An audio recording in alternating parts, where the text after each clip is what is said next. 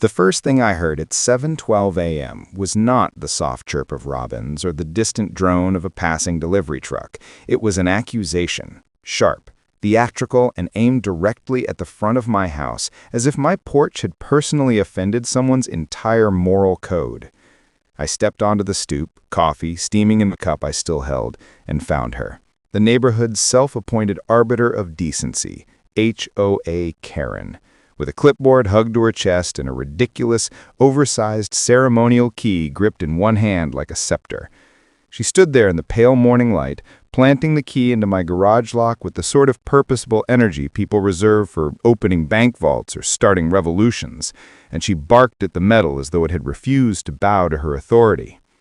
"This property refuses HOA emergency access," she announced, as if the words themselves carried legal force.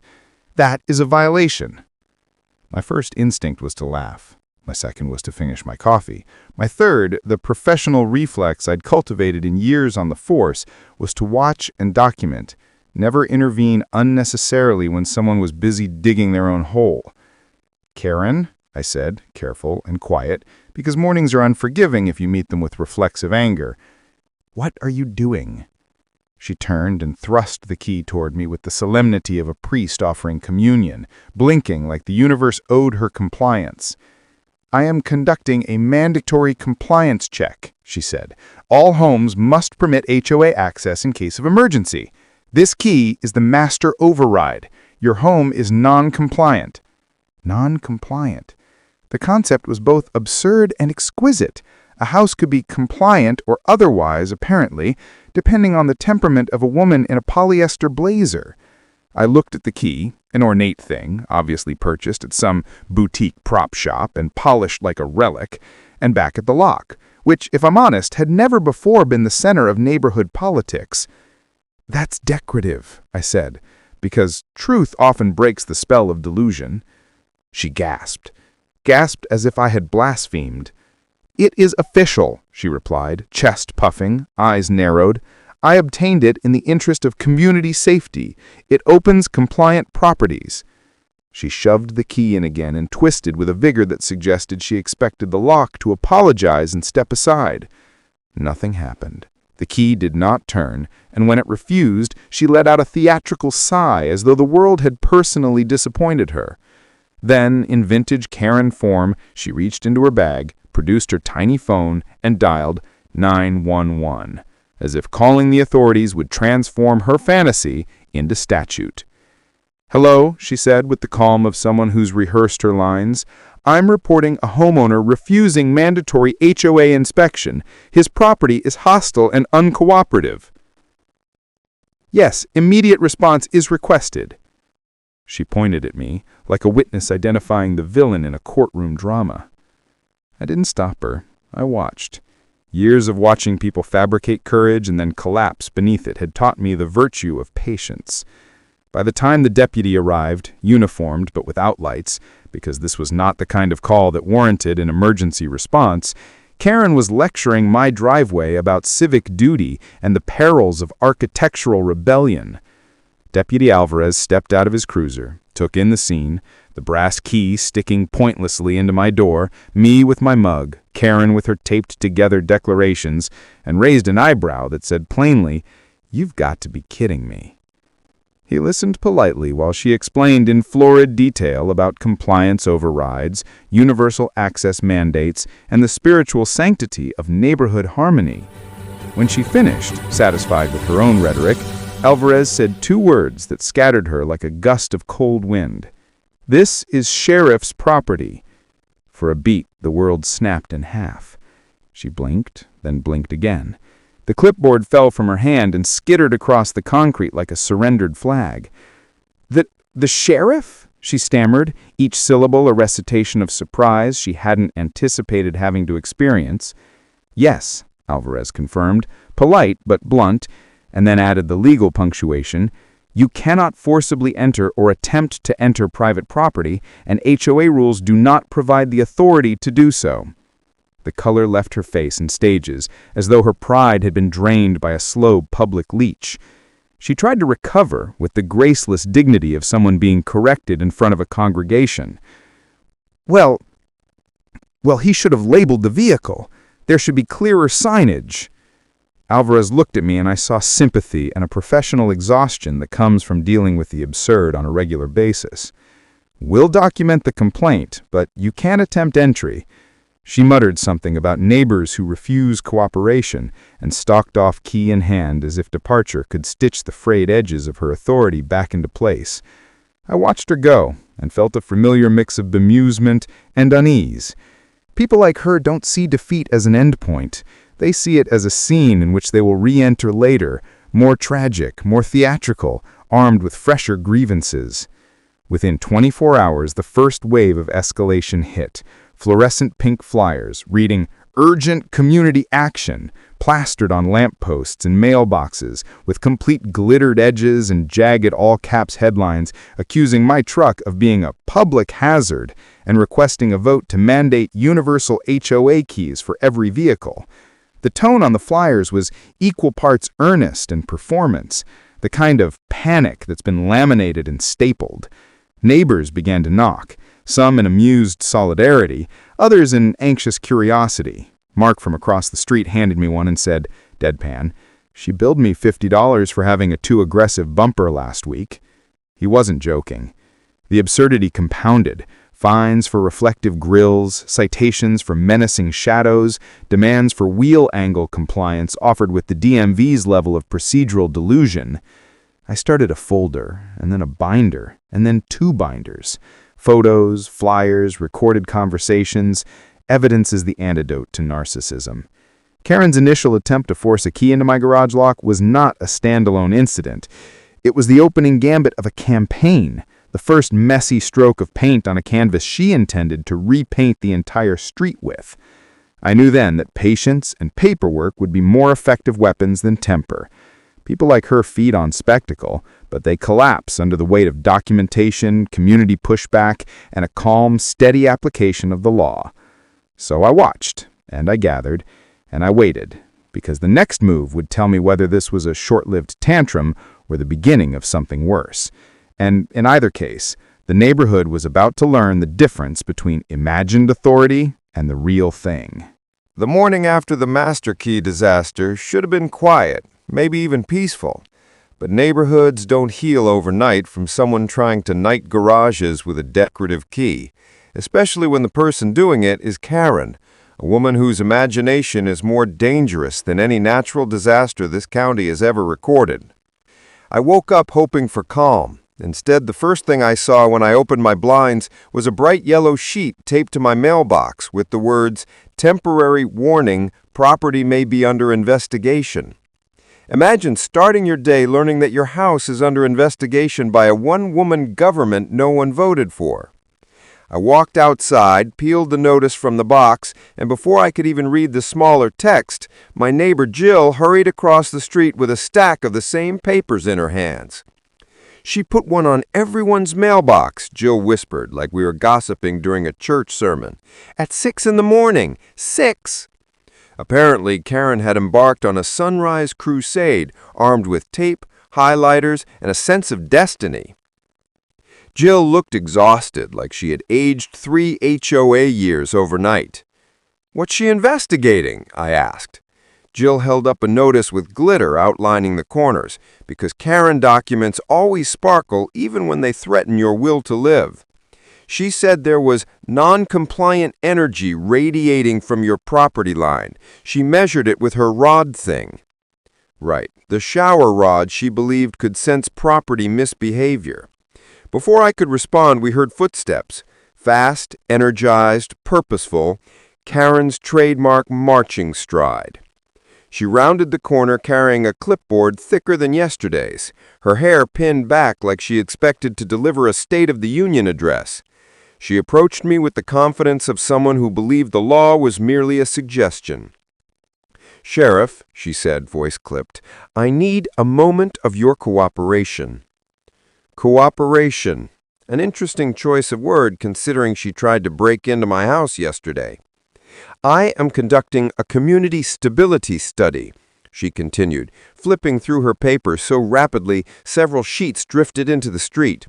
"Your property is emitting disruptive influence across the cul-de-sac." I blinked. Disruptive influence? Yes, she snapped. Since your home refused the master key protocol, several residents have reported anxiety, structural tension, and decorative disarray. Decorative what? The wreath on Mark's door tilted, she said darkly. Coincidence? I think not. Karen had officially entered conspiracy theory territory, dragging my home into crimes it couldn't commit even if it wanted to. She continued her monologue without breathing. As acting HOA president, I am drafting an emergency compliance amendment to prevent further instability.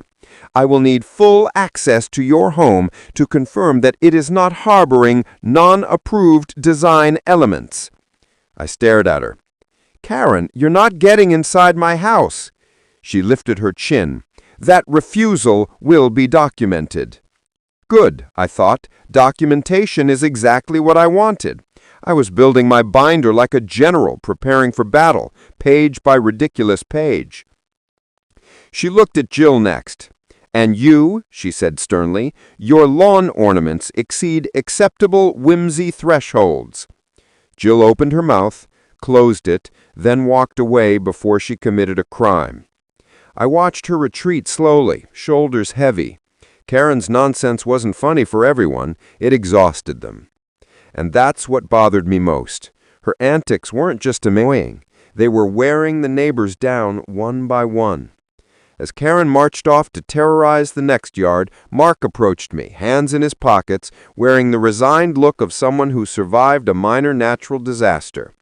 He held up a sheet of paper. She fined me for my mailbox being emotionally unstable. I stared at the paper. What does that even mean? She said it leaned slightly. Because the wind blew it. She said nature doesn't count as an excuse. That was the moment the neighborhood started to shift. One by one, the victims of Karen's crusade came forward, quietly at first, then more boldly. A woman from around the corner whispered that Karen inspected her recycling bin at night. Another confessed that Karen threatened to write her up for having overly confident driveway chalk art. A man admitted she photographed his dog for suspicious enthusiasm. Piece by piece, the neighborhood assembled a mosaic of chaos, all painted by Karen's clipboard. By noon, 6 neighbors had approached me. By 3 p.m., that number doubled. By dinner time, the entire street had formed an unofficial alliance built on shared suffering. And yet, in classic Karen fashion, she believed the rising tension meant she was gaining power. She wasn't reading the room. She was misinterpreting it like she misinterpreted every rule ever printed. Late that afternoon, she made her next move. I was in my driveway repairing a toolbox hinge when she strutted toward me holding a glitter-coated poster board like she was revealing a masterpiece. Sheriff, she said solemnly, you are hereby informed of the first emergency community meeting. Attendance is mandatory. She slapped the poster against my chest. In bold letters surrounded by decorative swirls, it read, Community Harmony Summit. Topic, The Problem House. She even circled my address twice in red. I didn't even have time to react before she continued. I will be presenting my findings on the destabilizing influence of your property. Residents must be made aware. Karen, I can't hold a meeting about my home without— I can and I will, she interrupted. This cul-de-sac is at risk. From what? She lowered her voice dramatically. Shadow displacement. I stared at her. My shadow. She was concerned about my shadow. Your home's shadow, she explained, extends into communal viewing space. She pointed at the ground like it was a battlefield. A violation. Karen, shadows happen because the sun exists. That, she said, is not my problem. And with that, she turned and marched away, heels clacking like small explosions, ready to prepare her presentation on how my house was destroying the community. But she didn't know something that would flip her entire world upside down. Jill, Mark, and half the cul-de-sac had decided to attend this meeting too. Not as her audience, as witnesses. They were done being intimidated, done being bullied, done being fined for imaginary disorders of lawn gnomes. And I knew, deep in my bones, that tonight's meeting would break something open. Either Karen's reign or her sanity. Probably both. As the sun dipped and neighbors whispered in clusters around driveways, tension gathered over the cul-de-sac like a storm cloud preparing to burst. Karen thought the meeting would solidify her power, but the truth was far simpler. The neighborhood wasn't choosing her. The neighborhood was choosing to fight back. By the time evening arrived, the cul-de-sac felt less like a quiet suburban street and more like a small town bracing for a political uprising. Except the uprising wasn't against taxes or laws, it was against Karen and her laminated fantasies. The emergency community meeting she scheduled for 7 p.m. had become the main topic of whispered conversations across driveways, and by 6:45, people were already gathering outside the community room with the kind of anxious energy usually reserved for court hearings or poorly planned family interventions. I walked there deliberately late, partly because I didn't want to arrive before Karen, and partly because I wanted to give the neighbors time to settle in without feeling like the sheriff was babysitting them. When I finally stepped inside, the room looked exactly like what happens when you tell a group of tired residents that someone intends to weaponize PowerPoint against them. Rows of folding chairs, residents clutching coffee cups like shields, and the soft murmur of collective dread. At the front of the room stood Karen. She had transformed the podium into a full-blown HOA war altar. Clipboard, decorative key, shower rod, 3 binders labeled Evidence of Disharmony, and a remote for the projector she clearly didn't know how to use. She wore a navy blazer that fit too tightly, her hair pulled into the kind of bun only dictators and ballet instructors wear. When she saw me enter, she stiffened, lifting her chin with the pride of someone preparing to defend a thesis no one asked her to write. "Sheriff," she said loudly enough for the entire room to hear, "I trust you're here to participate, not to obstruct." I didn't respond. The neighbors did. A ripple of eye rolls passed through the room like a wave. Jill whispered to Mark, "Obstruct what? Her mental breakdown?" Karen clapped her hands sharply. "Everyone, take your seats. We have urgent matters to address. Community instability, property insubordination, and vehicular hostility." Vehicular hostility. My house was apparently still guilty of casting aggressive shadows. People sat, mostly because they wanted this ordeal to be over. Karen clicked the projector remote 6 times before a slide finally appeared, bright pink with glittery borders reading, "The Problem House, a Threat to Community Harmony." She pointed dramatically at the screen as if unveiling evidence of a national scandal. "This," she announced, "is the root of our neighborhood's decline." Every head in the room turned toward me. I raised my coffee cup slightly in greeting. Karen paced like a prosecutor preparing to interrogate a hostile witness. "Over the past 48 hours," she began, "we have observed alarming signs of non-compliant behavior from the house located at 14 Maple Ridge." She clicked again. A photo of my house appeared, taken from a low angle, making it look like it was towering menacingly over the street. "Observe," she said. "Notice the shadow. Notice the aura. Notice the rebellious posture." Someone in the back choked on the drink. Karen continued, "This property has refused master access, resisted compliant staff measurement, and created emotional instability in surrounding architecture." "Architecture can't feel emotions," a neighbor muttered. Karen glared at him. "That attitude is why communities collapse." She clicked again. A slideshow began. Each photo worse than the last. My truck parked slightly crooked, my lawn with a single leaf out of place, a tiny crack in my driveway that had existed since before I moved in.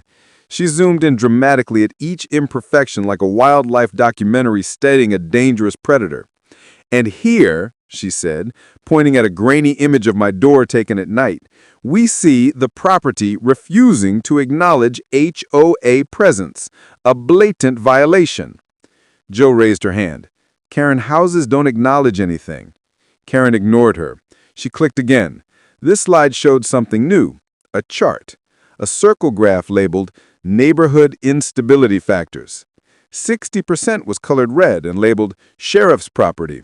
Another 30% was yellow and labeled Environmental Tension, and the final 10% was purple and labeled Miscellaneous Threats, Squirrels. Someone in the front row snorted. Karen snapped, "This is serious." She clicked again. The projector displayed a blurry picture of my house she had clearly taken from behind a bush. As you can see, the property has become increasingly unpredictable.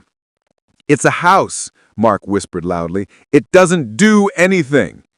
Karen slammed her pointer onto the podium. "It does everything." The room went dead silent. She took a deep breath, visibly trying to regain her composure. "As acting HOA president, I propose a new amendment. All homes and vehicles must provide universal access keys and submit to weekly compliance evaluations. Those who refuse will be subject to fines, public notices, and mandatory review sessions." Murmurs erupted, confused, angry, exhausted murmurs. People were reaching their breaking point. One elderly neighbor stood slowly. "Karen, you fined my husband because our wind chimes sounded defensive." "They did," Karen insisted. Another neighbor raised her hand. "You made us rotate our cars so the headlights would face friendlier angles." Karen nodded. "Correct procedure." A third neighbor spoke up. "You threatened to issue a citation because our Christmas lights lacked emotional cohesion." Karen slammed the pointer again. "They did." And suddenly, something snapped. Not in Karen, but in the room. The residents, all of them, finally exhaled the frustration they had been choking on for months. Jill stepped forward. "We're done with this," she said, voice steady but sharp. "You don't get to bully us. You don't get to invent rules. You don't get to terrorize shadows and lawn ornaments. No more." Karen blinked, stunned. "What are you saying?" "We're saying," Mark added, "you're not the president anymore." Karen staggered back as if someone had slapped her with a wet newspaper. You don't have the authority." "We have the vote," Jill said. And in that moment, in a wave of tired but determined voices, the residents said it. "Aye." Some quietly, some loudly, some triumphantly. Karen stood frozen, gripping her clipboard so tightly it bent. "No," she whispered. "No, no, no." The neighbors stared back, united for the first time. After months of fines, threats, citations, and imaginary policies, Karen's reign was collapsing, and she knew it. She lifted her chin, voice trembling with rage. "This isn't over," she hissed. "You'll regret challenging me. Harmony will return. I will restore order." Then she grabbed her decorative key, her rod, and her battered ego, and stormed out of the room. The door slammed so hard the projector flickered. For a moment, no one spoke. Then Jill let out a long breath. "Well," she said, "that went better than expected." But I knew something they didn't. Karen never accepts defeat. Ever. And the way she left, the fury in her eyes, it told me something unmistakable. She wasn't retreating. She was regrouping. And her next move would be much, much worse. After Karen stormed out of the community meeting in a fury violent enough to make the projector tremble, the neighborhood spent the next 24 hours in a cautious calm. The kind of silence people hold on to when they know the storm isn't gone, it's just circling above the clouds, waiting for the right moment to come back down. Most people thought that stripping Karen of her imaginary presidency would break her, maybe humble her, maybe even force her to sit quietly in her house and reflect on the horrors she inflicted upon innocent mailboxes, lawn ornaments, and unbothered shadows. But I knew Karen better than anyone. Karen didn't process humiliation the way normal humans did. Humiliation to Karen was fuel, oxygen, a reason to rise from the ashes like a glitter-coated phoenix determined to reclaim her cardboard throne. So when the cul-de-sac woke up the next morning without seeing her marching around with her clipboard, it wasn't relief I felt. It was concern. Karen never vanished unless she was planning something. The first sign came at sunset. I was in the backyard fixing a loose gate hinge when my motion sensor went off. Not the gentle one triggered by wind or rabbits, but the sharp, deliberate ping that only activates when a human is on the property's edge. I checked the feed, expecting a neighbor or maybe a delivery truck turning around. Instead, there she was, Karen, standing at the far end of my fence line, partially concealed by the shadows of the trees. She wasn't trespassing, she was just outside the legal boundary, but she was watching with the intensity of someone studying a criminal, except in her mind, she wasn't the villain. She was the guardian of suburban morality, keeping an eye on a dangerous, uncooperative structure, my house. She didn't move for nearly 5 minutes, didn't speak, didn't take notes. She simply stared, her neon vest catching faint bits of moonlight like an omen. Then, silently, she turned and disappeared into the darkness. The next morning, the neighborhood awoke to chaos. Not loud chaos, quiet chaos, the kind that comes in the form of envelopes. Every mailbox on the street, mine included, held a thick beige envelope stamped with a new logo, BNRI, the Bluff Neighborhood Regulatory Initiative. It looked official. It looked government-issued. It looked legitimate. And it was, of course, 100% Karen. Inside was a letter written in overly formal bureaucratic language that even real bureaucrats would find excessive.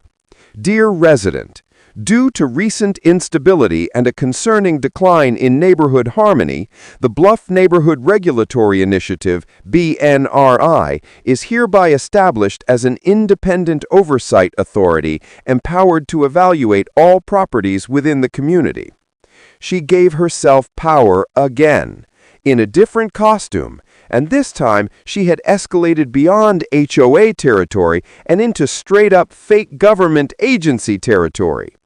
The letter continued, "Selected properties will undergo mandatory behavioral and structural assessments. Failure to comply may result in corrective action, fines, and compulsory re-education sessions." Re-education sessions. That's when I sat down. Karen had entered dictator mode. At the bottom of the letter was her signature, in cursive so large it almost looped off the page. Acting Director K. Elwood. There was also a QR code labeled Harmony Contribution Fee, suggested minimum $149. Her PayPal, again. I wasn't the only one to receive the letter. By 9 a.m., neighbors were marching toward my driveway like witnesses reporting sightings of a UFO. Mark held his envelope up like it was radioactive. "This is getting out of hand," he said. "She inspected my recycling bin at 3 in the morning."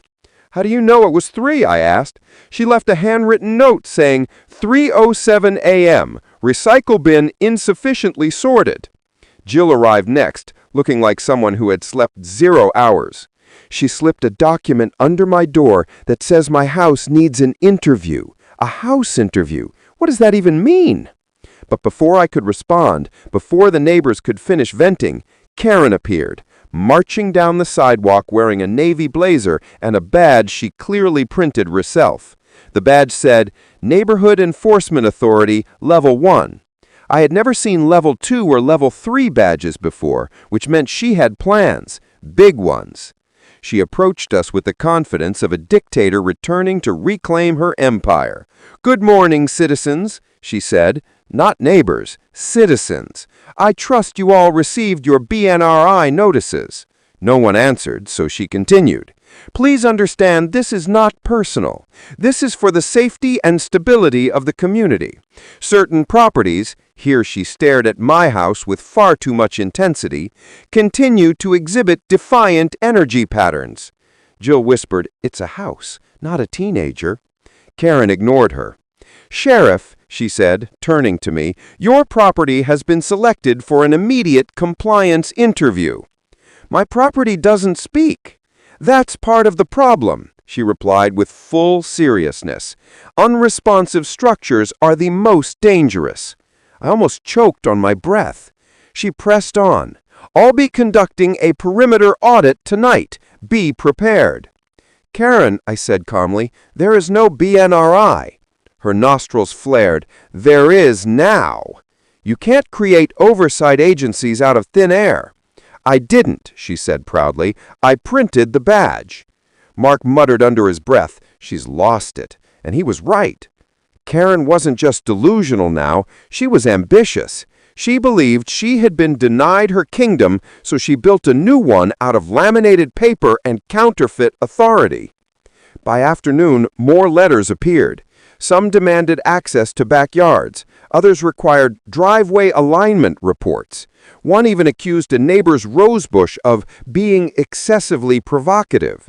And Karen hand-delivered each one like they were invitations to a royal ball. The neighborhood was unraveling.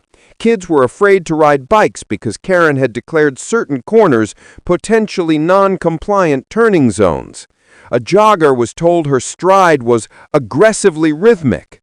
Someone's wind chimes were labeled unstable emotional artifacts. And despite all of it, Karen walked with her head high, convinced she was restoring order. But the final straw came at dusk. I heard metal clanking outside and stepped onto the porch to find Karen in my driveway, placing orange survey flags around the perimeter like she was marking a crime scene or preparing to build a small airport. "Karen," I said slowly, "what are you doing now?" Without looking up, she answered, "Establishing the boundaries of the Harmony Containment Zone." "Around my driveway?" "Around the threat," she corrected. That was it. That was the moment I realized Karen wasn't escalating anymore. She had gone fully off the rails. And tomorrow, when the sheriff's office processed the BNRI letter she delivered, she was going to face consequences she didn't even know existed. But tonight, watching her jab survey flags into my lawn like a general mapping a battlefield, I understood something important. Karen wasn't trying to win. She was trying to stay relevant. She needed control the way plants need sunlight, and she would do anything, absolutely anything, to keep it, even declare war on my driveway. The morning the yellow boot appeared on my truck's front tire felt less like an escalation and more like a moonscape of absurdity had suddenly crashed into my driveway. I stepped outside with a recycling bin in hand, and there it was, clamped, bright as a traffic cone, plastered with a laminated notice reading, "Impound, non-compliant vehicle, release fee $350. And next to it, Karen, standing with arms folded and a face that said she had personally cured the world of chaos. For a second, I thought it was a prank, some elaborate neighborhood satire, until I heard her explain to a small audience of curious neighbors that she had purchased a heavy-duty immobilizer online and, in the interest of community safety, she had placed it on any vehicle that refused HOA protocols. She said it with the calmness of someone who'd read a DIY tutorial and decided it was now municipal policy. I tried to laugh, because sometimes the only sane reaction to preposterousness is to find its joke. But the laughter stuck in my throat when she glanced up and said, perfectly serious, "If you want it removed, you'll have to pay the administrative processing fee." The word administrative was her favorite. Administrative fines, administrative reviews, administrative indignities. I looked at the clamp, at the ridiculous laminated notice, then at the small group of people gathering, some shaking their heads, some trying not to smile. "Karen," I said evenly, because escalation requires a cool head and because years on the job teach you the value of patience. You can't immobilize someone's vehicle on private property. She blinked, surprised as if I'd just informed her that gravity was optional, and flapped her clipboard like it was a legal shield. "I can, and I did," she said. "This is community enforcement." Deputy Alvarez pulled up not long after. Word travels in neighborhoods like wildfire, and an officer who knows where the real stakes lie will turn up when someone crosses the line between petty tyranny and property interference. He stepped out, took one look at the boot on the tire and the woman standing proudly beside it and sighed that resigned, world-weary sigh I'd come to know well when dealing with over-enthusiastic citizens. "Ma'am," he said, "you can't do that." "It's for safety. We need to set an example." "You can't immobilize property you don't own," Alvarez replied, calm but firm. "That's tampering." Her expression collapsed like a soufflé. For a heartbeat, she was a person confronted by a reality she had never bothered to study. Then she did something I'd seen before. Someone so convinced of their own righteousness, they willfully misread law to suit their narrative. "I tried the master key," she said, as if confessing to using an illegal key operator might be noble. "It failed." Using a master key to attempt entry and applying a clamp you purchased online are both bad ideas. Remove it now. She hesitated like someone deciding which fantasy to cling to, then with a flurry of muttered protests about tyranny and uncooperative neighbors, she physically wrestled the clamp off the tire and carried it away like spoils of a personal crusade. She did not simply relinquish it. She left muttering about fines that were forthcoming and paperwork that would prove her point. That afternoon, a tow truck rolled into the cul-de-sac because Karen had apparently thought to call one the night before and report my truck abandoned. The driver stood there with a clipboard, squinting at the paperwork Karen had given him. When I walked over and introduced myself, explained that I'd driven the truck the day prior and that yes, I was indeed the owner, the driver's entire color drained.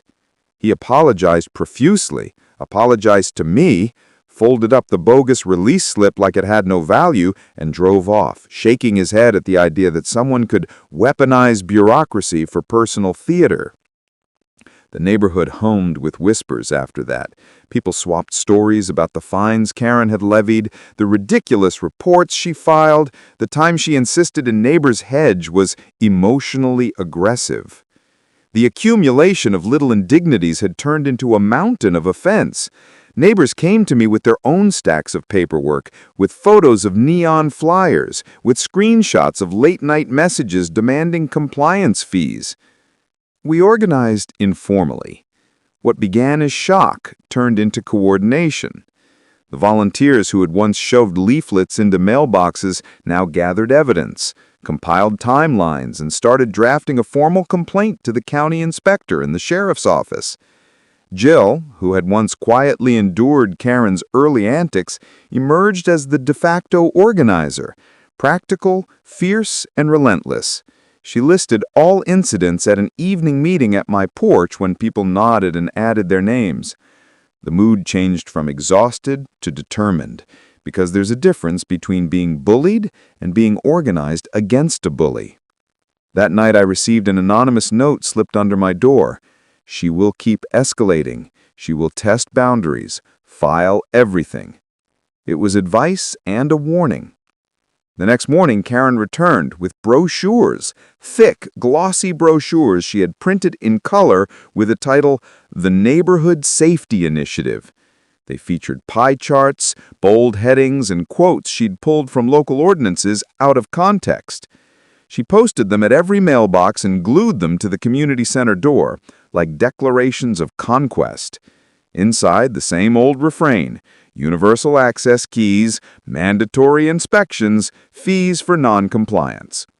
I watched her walk the streets, handing them out like religious tracts, and I saw something that made my stomach turn. Some of the newer residents read them and looked concerned.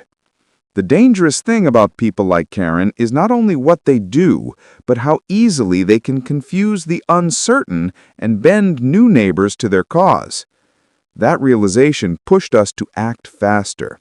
We called the county attorney, forwarded stacks of Karen's fake invoices and BNRI letters, and scheduled a formal meeting with the HOA board to present the compiled evidence. Meanwhile, Karen kept performing her rituals of authority, stamping imaginary receipts, scribbling fines on sticky notes, and calling out residents for vehicle silhouette aggression. The neighborhood, however, was changing its rhythm. People stopped shrinking when she approached. They started keeping windowsills with cameras. They recorded encounters. They backed up texts. On a practical level, the clamps and bogus impound notices became the catalyst for a larger civic awakening. When someone tries to privatize public trust and weaponize petty power, the community either fractures or unites. Ours chose unity. The county inspector's office called within 3 business days after we submitted our packet. They wanted to inspect Karen's BNRI paperwork, what agency had registered it, what tax filings it had, who authorized her to collect funds. There were none. No registration, no filings, just a PayPal link and a woman with an oversized key and an inflated sense of duty. The inspector's voice on the phone was clinical and efficient, the voice you want on a cold, bureaucratic line. "We'll handle it," she said. And that was the moment something shifted from neighborly squabble to real legal scrutiny. But even as the machinery of law began to turn, I kept watching my street with new care. Karen had crossed a line when she clamped my truck, and intent matters in the eyes of the law, especially when it's backed by a pattern. For every theatrical act of control she staged, we now had a documented counter. Dates, times, photos, and people willing to say they'd been harassed. The neighborhood turned into a ledger against her, and ledgers are heavy things. They don't vanish with a tantrum. At dusk, one evening, after a long day of depositions, emails, and neighborly debriefs, I walked the cul-de-sac and watched kids play on a driveway that no longer felt surveilled. It was a small victory, fragile and quiet, but it felt like proof that a community could protect itself not with more theatrics, but with steadier measures. Documentation, solidarity, and the slow, unglamorous work of building a case. Karen still prowled the edges of our piece, clipboard tucked like a relic, but she did so beneath the steady beam of scrutiny. When power is unchecked, it becomes dangerous. When a community lights it up with attention, it becomes manageable. Once the paperwork hit the right desks, things began moving with a precision that was almost boring after months of Karen's theatrics. There is something quietly satisfying about bureaucracy when it functions correctly. Emails were logged, case numbers assigned, and suddenly the woman who'd staged roadside ceremonies with orange flags and stuck glittered flyers to everyone's mailbox found herself facing real-world consequences that didn't include applause. The county investigator assigned to our packet was a woman named Torres, all business and calm, who arrived with a notebook, a respectful nod, and the exact tone you want when you're about to dismantle a fantasy. Methodical. She interviewed half the cul-de-sac in a single morning, taking statements, collecting copies of BNRI letters, screenshots of PayPal links, and receipts for the novelty key in the immobilizer. She photographed the boot my truck had worn like an ill-fitting necklace and the plywood barricade Karen had once attempted to erect across my driveway. She cataloged fines that had no legal authority and noted the pattern: escalation, collection attempts, and attempts to elicit payments under a fabricated agency name. When she left, she told us simply, "This is more than an eccentric neighbor. This looks like attempted fraud and harassment. We'll take it from here." The phrase, "we'll take it from here," is the magical lullaby of anyone who's been doing the right thing for too long. It feels like sunlight after months of a winter storm. Still, the law moves on its own schedule. It requires patience, evidence, and sometimes the ego of a villain to keep providing the receipts. Karen, predictably, did not go quietly into the legal night. Instead, she doubled down, showing up at the sheriff's office one afternoon with a stack of printed compliance receipts and a face that mixed indignation with wounded grandeur. She demanded answers, petitions, an audience, and when she didn't get it, she began broadcasting her grievances on the neighborhood's private social platform, obviously named to sound communal, where she posted long screeds about corruption, bias, and a vendetta against community safety. Her posts were equal parts theatrical and desperate. They read like the manifesto of someone who believed the world owed her a stage. The reaction split the neighborhood in awkward ways. Most of us ignored the feed, but a handful of new residents who hadn't been part of the months-long harassment campaign read her words and, unsure how to parse the mess, messaged us privately. "Is this real?" We responded with screenshots, dates, and polite explanations. The county prosecutor eventually filed charges: harassment, attempted fraud for the PayPal collection scheme, and in a separate count, unlawful tampering for the impound boot incident. The arraignment was a strange little circus. Karen arrived in the courthouse wearing a blazer that seemed stitched from indignation itself, clutching a manila folder of everything she considered evidence, which consisted largely of sticky notes and a handful of receipts from a novelty shop. She spoke loudly in the hallway about her initiative to protect the community, earning a few stares and one sympathetic eyebrow from the bailiff. Inside the courtroom, the proceedings were straightforward. The prosecutor read the charges, Karen sputtered a defense that mixed delusion and theatricality, and the judge set bail and ordered a temporary restraining order barring Karen from contacting residents in our cul-de-sac. The word restraining has a strange effect on people who felt untouchable. It hit her like a spell. She left the courthouse red-faced, but defiantly claiming victory in the stairwell to anyone who would listen. "This will not stop the mission," she proclaimed. And yet, the restraining order mattered. It meant she couldn't hand out more flyers on our sidewalks, couldn't knock on doors, and couldn't continue the literal nighttime audits of trash cans. For the first time in months, the neighbors exhaled in a collective, human way. Relief so palpable you could taste it. That relief was tempered by reality. Legal orders can be violated, and people with a mordant sense of righteousness don't always read court documents as limits. They read them as temporary inconveniences. So we kept documenting. We maintained a log, we uploaded video footage to a secure folder, and we kept forwarding everything to the county attorney. Neighbors who had once been reluctant to speak publicly now stood ready to testify if necessary. A transformation that came from the simple realization that standing up matters. The case left a mark on Karen. For a while, she shifted tactics. Instead of public harassment, she began to craft a new identity online, a community consultant for neighboring developments 30 miles away, with a polished website and a list of imaginary credentials. She mailed glossy booklets to developers in those areas, offering services like harmony audits and driveway optimization counseling. If you can litigate a personality, she was litigating her way through reinvention. I heard about the new HOA attempts through a friend who worked at the county records office. Karen had registered a new LLC under a name that throttled red flags everywhere: Bluffside Consulting Group. She hadn't vanished, she had migrated, and the migration looked suspiciously like exile blended with entrepreneurship. The county continued to track her. Weeks later, there was a court date where neighbors gave statements under oath, and sitting in that courtroom listening to testimony, my own voice measured, Jill's voice like tempered steel, Mark's voice tired but firm, I understood how paper becomes a net, loose, messy, but effective when enough people throw in their weight. The judge's final ruling on that hearing included not only the continuation of the restraining order, but restitution orders for damaged property and a prohibition on collecting funds in the name of any unregistered body. In plain language, she couldn't keep her PayPal and call it a municipal fund. The judge's words were calm but absolute. The consequences of weaponizing neighborhood trust had landed. Watching the ruling register on Karen's face was an odd moment. The brittle crest of someone who believed themselves sovereign began to crack. For a few days she was quieter, as if the absence of a megaphone had muffled the part of her that needed applause. Then, like mold finding a new surface, she adapted. She started a newsletter under a slightly different name and focused on educational workshops in other towns where her brand of performance could be sold as consultancy. If you can litigate a personality, she was litigating her way through reinvention.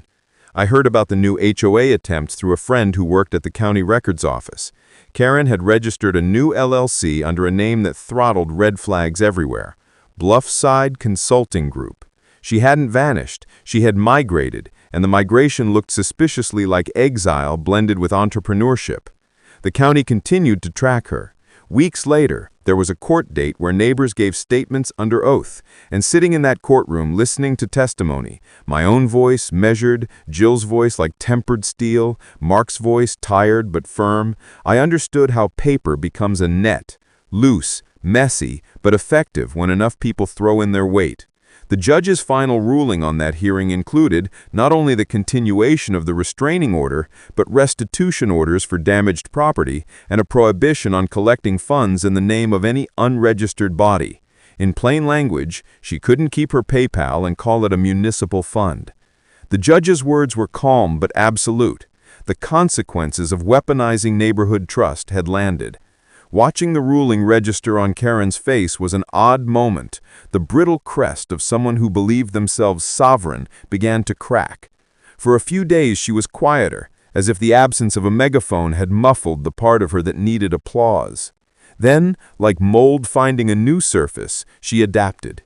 She started a newsletter under a slightly different name and focused on educational workshops in other towns where her brand of performance could be sold as consultancy. If you can litigate a personality, she was litigating her way through reinvention. I heard about the new HOA attempts through a friend who worked at the county records office.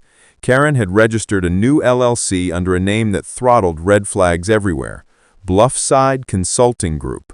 She hadn't vanished, she had migrated, and the migration looked suspiciously like exile blended with entrepreneurship. The county continued to track her.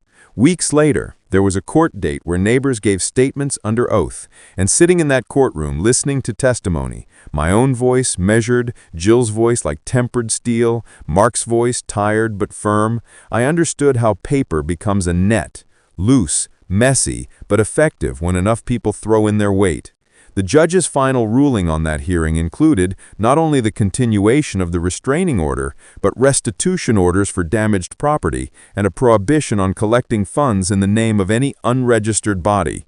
In plain language, she couldn't keep her PayPal and call it a municipal fund. The judge's words were calm but absolute. The consequences of weaponizing neighborhood trust had landed. Watching the ruling register on Karen's face was an odd moment. The brittle crest of someone who believed themselves sovereign began to crack. For a few days she was quieter, as if the absence of a megaphone had muffled the part of her that needed applause. Then, like mold finding a new surface, she adapted. She started a newsletter under a slightly different name and focused on educational workshops in other towns where her brand of performance could be sold as consultancy. If you can litigate a personality, she was litigating her way through reinvention. I heard about the new HOA attempts through a friend who worked at the county records office. Karen had registered a new LLC under a name that throttled red flags everywhere. Bluffside Consulting Group. She hadn't vanished, she had migrated, and the migration looked suspiciously like exile blended with entrepreneurship. The county continued to track her. Weeks later, there was a court date where neighbors gave statements under oath, and sitting in that courtroom listening to testimony, my own voice measured, Jill's voice like tempered steel, Mark's voice tired but firm, I understood how paper becomes a net, loose, messy, but effective when enough people throw in their weight. The judge's final ruling on that hearing included not only the continuation. For a while, longer than any of us expected, the neighborhood settled into something close to peace. The kind of soft, unbothered quiet you don't realize you've been missing until it finally returns. Children biked without fear of speed harmony violations. People walked dogs without having their leashes measured for excessive slack. And driveways no longer bore laminated threats about vehicular moral posture. Even the air felt lighter, as if someone had finally opened a window in a long, stuffy room. Karen's restraining order kept her physically out of the cul-de-sac, but the psychological ghost of her still floated around. Every time a shadow fell weirdly across a lawn, someone would mutter, "Good thing she's gone." And we'd all laugh just a little too hard. For me, the sheriff, life went back to a rhythm that didn't involve photographing neon flags or defending my truck's right to exist. Then, on a night as calm as a held breath, I learned something important. Endings with people like Karen aren't clean. They fade, crackle, then ignite one last time. It started just before midnight. My motion sensor chimed, a single sharp beep that always made my spine straighten, not add fear, but habit. I tapped the screen, expecting a raccoon, maybe a wandering deer. Instead, I saw a lone figure standing at the edge of my property line, just outside the boundary the restraining order covered. Even in the grainy camera footage, I recognized the stiff posture, the squared shoulders, the unmistakable outline of a clipboard clutched at her side. Karen. She wasn't trespassing. She wasn't speaking. She wasn't even moving. She simply stood there staring toward my house like a monarch observing a country she once ruled and lost. After 5 long minutes, she bent down slowly and planted something in the dirt. A tiny orange survey flag, then another, then one more. 3 flags, perfectly spaced. When she stepped back, for the first time since the chaos began, she didn't look angry. She looked hollow. She stared at those flags like they were gravestones marking the end of something she built and buried herself. Then she walked away without a word, swallowed by the darkness beyond the cul-de-sac. I didn't touch the flags that night. I let them flutter under the moon as if they were trying to say goodbye, in a language only Karen understood. By morning, though, everything changed. The legal hearing for Karen's case took place the next day. Me, several neighbors, the county investigator, and Karen herself, who arrived dressed in a blazer far too professional for her circumstances and carrying a binder labeled Community Defense Dossier.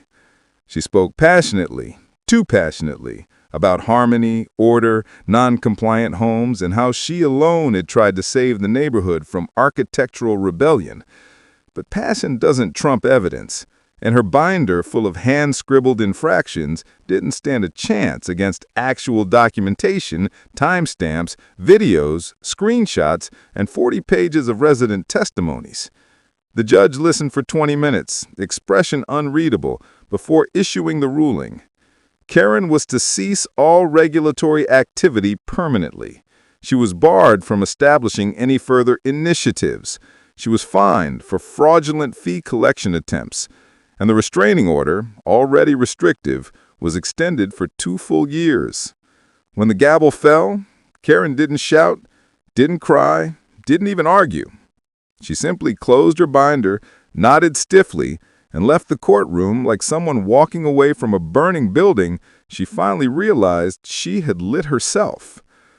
Most of the neighbors thought that was it, the end, the last page. But I knew better. People who build their identities on imagined authority don't stop. They relocate, reinvent, regroup. And sure enough, 2 weeks later, the county clerk tipped me off. A new HOA was being proposed in a development 30 miles south, and the application listed one name under prospective president, Karen Allen. It wasn't malice that made me laugh when I heard the news. It was inevitability. Some storms don't dissipate, they just drift until they find new ground to thunder over.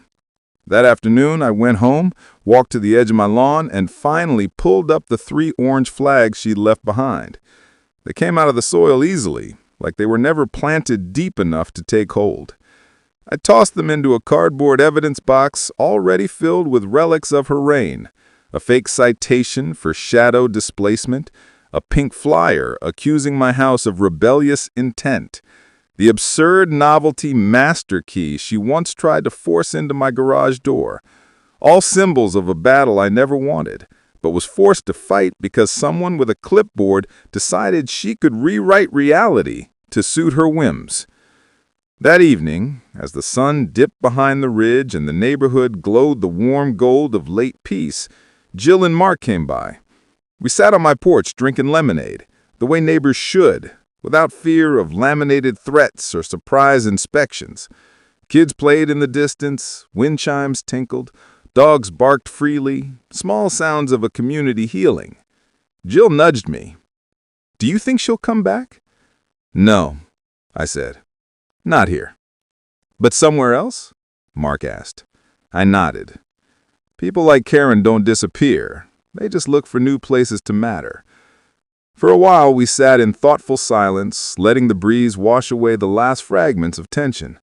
Then Jill laughed softly. At least she's someone else's problem now. And though it felt a little guilty to agree, it was true. The next morning, I drove into town.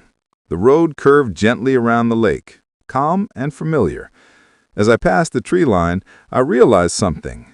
Peace isn't the absence of chaos. Peace is knowing you can withstand it. My house had survived being declared sentient, rebellious, emotionally non-compliant, or a threat to neighborhood harmony. My truck had survived the boot. My driveway had survived the barricade. We had survived Karen. And in the end, she hadn't won anything. Not authority, not control, not the neighborhood's respect. She ended exactly where she began, with a clipboard full of imaginary rules and a universe that refused to bend to them. That was the lesson she never learned. Authority isn't something you create, it's something you earn. And she earned nothing. The flags were gone, the neighborhood was free, the story was over.